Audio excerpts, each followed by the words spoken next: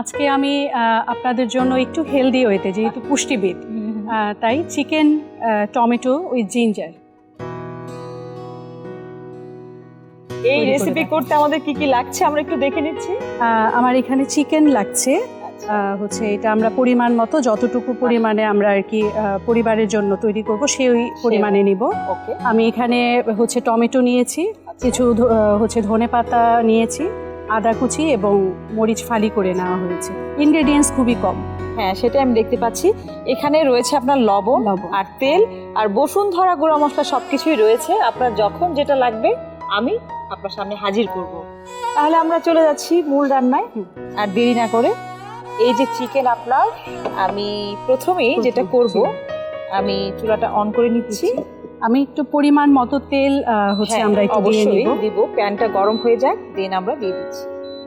আপু, আমাদের চিকেনটাকে ম্যারিনেট করার দরকার আছে?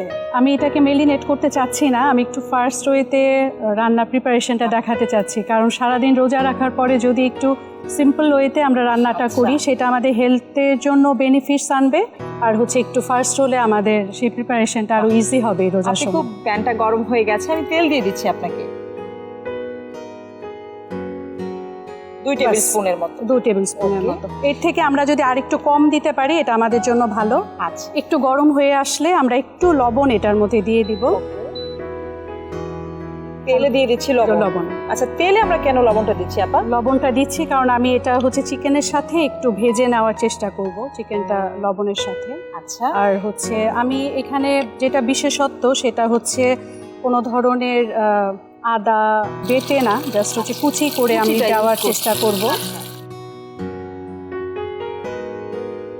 এটা হচ্ছে 3টি মেইন ইনগ্রেডিয়েন্টস হচ্ছে চিকেন, দেন হচ্ছে আমাদের টমেটো আর আদা হচ্ছে এখানে প্রেফারেন্স পাচ্ছে।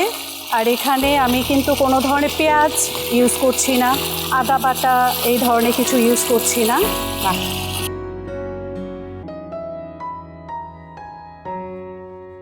এবার এখন আমরা টমেটোগুলোকে চারদিকে দিয়ে দিব একটু জাস্ট সেদ্ধ হওয়ার জন্য। আচ্ছা, আমি দেখতে পাচ্ছি এখানে 2টো টমেটো আপনি রেখেছেন।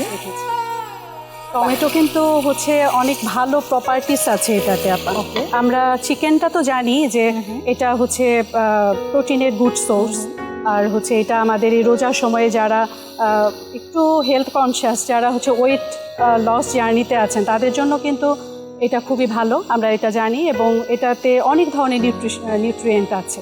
তারপরে হচ্ছে টমেটোটাও কিন্তু আমাদের হচ্ছে ভালো অ্যান্টিঅক্সিডেন্ট, কারণ এটা হচ্ছে লাইকোপেন এটাতে আমরা পাই। আর হচ্ছে এটা এমন কিছু প্রপার্টিস আছে যে আমাদের ইমিউন সিস্টেমকে এটা বুস্ট আপ করছে। এবারে কি দিতে হবে আপা? এখন হচ্ছে একটু যদি সিদ্ধ হয়ে আসে আমি চেষ্টা করব যে যাতে আমি এটাকে পিল অফ করে ফেলতে পারি, মানে টমেটোর স্কিনটা দিয়ে উঠিয়ে। ওকে, এই পর্যায়ে মনে হচ্ছে একটু নেড়ে দিতে হবে। হ্যাঁ, আমি দেখতে পাচ্ছি চিকেনের কালারটা কিন্তু চেঞ্জ হয়ে গেছে এবং টমেটোর কালারটাও কিন্তু অনেকটাই চেঞ্জ হয়ে গেছে। আর এই কারিটা তো আমরা মানে দেশি মুরগি এবং ব্রয়লার দুটো দিয়ে করতে পারি। এবং এটা তো আমরা জানি যে আমরা সবসময় বলি যে যাতে আমরা একটু রেড মিটটাকে অ্যাভয়েড করি, আমরা যাতে হচ্ছে লিন মিটটাতে যাই। লিন মিট বলতে আমি চিকেনটার কথাই বলছি। তো সেই ক্ষেত্রে হচ্ছে কার্ডিয়াক হেলথের জন্য যদি বলি, সেটার জন্য কিন্তু খুব বেনিফিটস আনে। কারণ এটা কোলেস্টেরল যাদের বেশি তাদেরকে কমানোর কাজে হেল্প করবে, যারা হাই ব্লাড প্রেশারের রোগী তাদের ব্লাড প্রেশারকে নিয়ন্ত্রণে। এবারে কি অবস্থা? আমাদের কিন্তু অনেকটাই মানে তেলটা একদম ভাজা ভাজা হয়ে গেছে। এরপর যে স্কিনটা সম্ভবত উঠে যাবে। হ্যাঁ,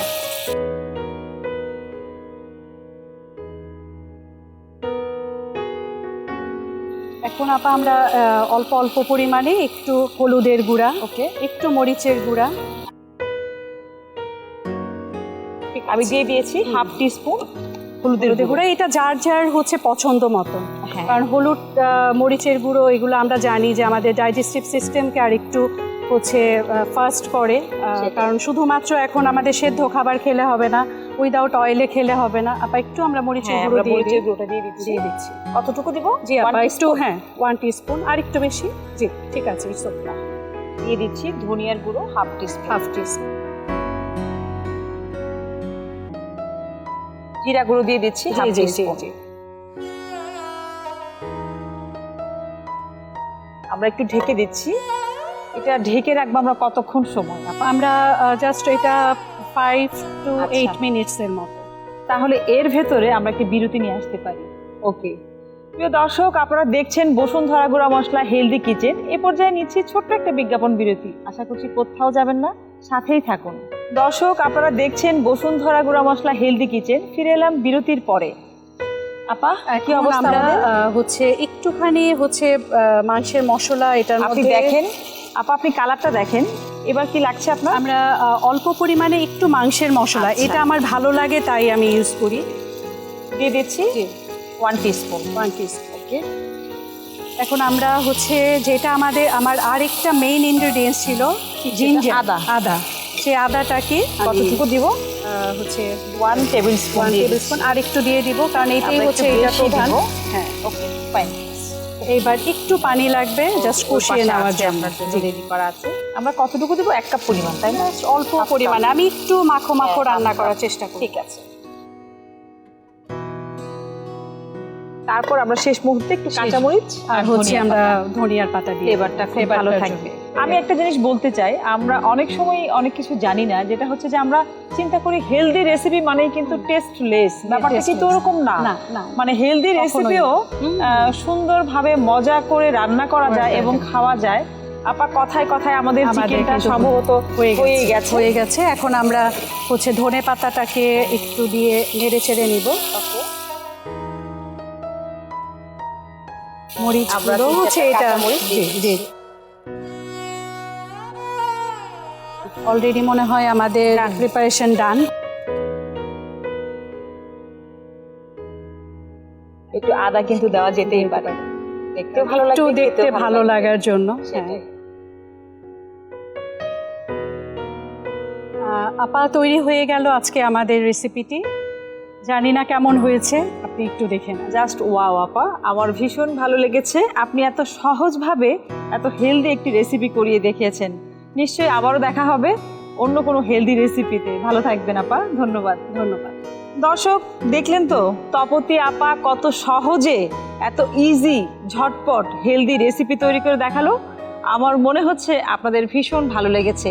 এরকম আরও সহজ মজার হেলদি রেসিপি পেতে হলে চোখ রাখতে হবে বসুন্ধরা গুঁড়া মশলা হেলদি কিচেনে।